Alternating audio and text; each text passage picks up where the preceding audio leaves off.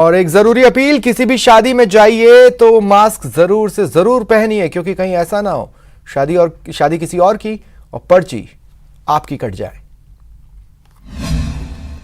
Mask नहीं तो शादी में मत जाना। शादी में जाना पर गाइडलाइन का पालन करना, क्योंकि मनमर्जी अब पड़ेगी भारी।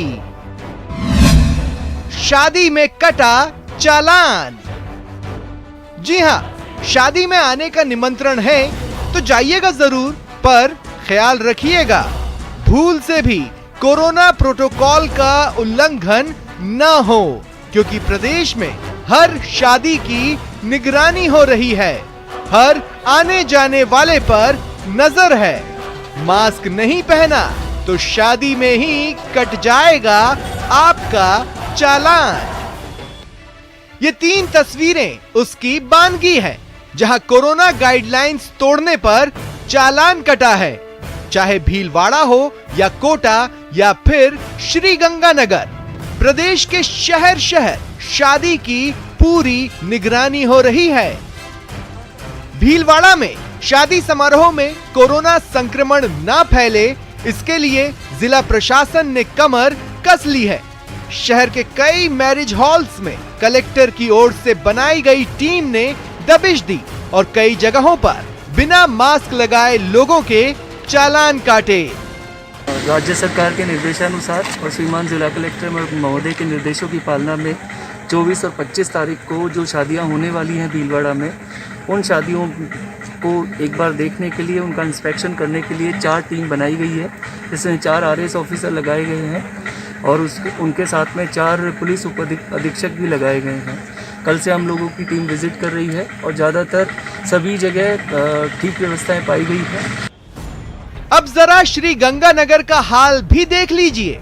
सूरतगढ़ में ADM अशोक मीणा ने अरोड़ वंश धर्मशाला में चल रही शादी में 100 से ज्यादा लोगों के पाए जाने पर 25,000 का चालान काटा।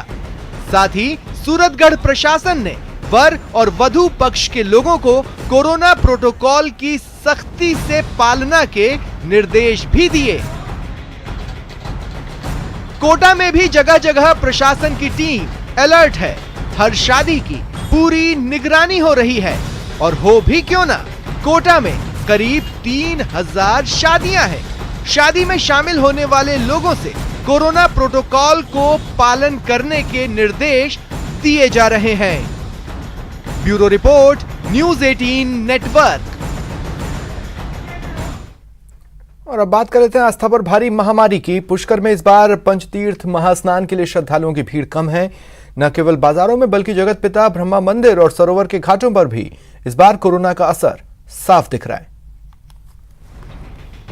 आस्था की राह में महामारी का रोड़ा। ब्रह्म नगरी की गलियां सूनी सूनी। आस्था पर कोरोना की मार। महामारी की मार ऐसी कि उसके आगे आस्था भी बेबस नजर आ रही है। जो ब्रह्मा नगरी इस समय गुलजार रहा करती थी, वहाँ की गलियां सूनी सूनी हैं। पुष्कर के बाजारों में इस समय जहाँ पर पैर रखने की जगह नहीं होती थी, आज वहाँ सन्नाटा पसरा है। एकादशी के दिन ब्रह्म सरोवर पर श्रद्धालुओं की भीड़ होती थी, आज वहाँ गिने चुने लोग ही पहुँच रहे हैं। घाट हो, चाहे मंदिर हो, चाहे मार्केट हो, वो जो अपेक्षाकृत जो पिछले मेलों में भीड़ श्रद्धालु जो लोग आते थे, उसकी तुलना में बहुत ही नगण्य के बराबर सी है।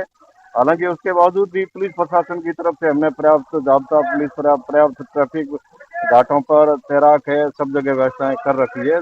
जैसे ये समझा जाए कि मेले के रूप में ही हमने इसके छोटे मेले के रूप में पुलिस प्रशासनिक व्यवस्थाएं की हुई है। किसी प्रकार की कानून व्यवस्था की स्थिति उत्पन्न नहीं होगी। कहा जाता है कि कार्तिक मास की एकादशी से पूर्णिमा तक 5 दिनों तक 33 करोड़ देवी देवता ब्रह्म नगरी में ही निवास करते हैं, और इन 5 दिनों में यहाँ किए गए स्नान, दान और पूजा पाठ का विशेष फल प्राप्त होता है। इन्हीं मान्यताओं के चलते देश विदेश के श्रद्धालु पुष्कर आते हैं। 5 दिनों में कार्तिक के पवित्र महीने में जो भी श्रद्धालु पुष्कर तीर्थ में आते हैं, सरोवर में स्नान, पूजा, पितरों का तर्पण, पिंडदान करते हैं, उससे उनके घर में खुशहाली रहती है।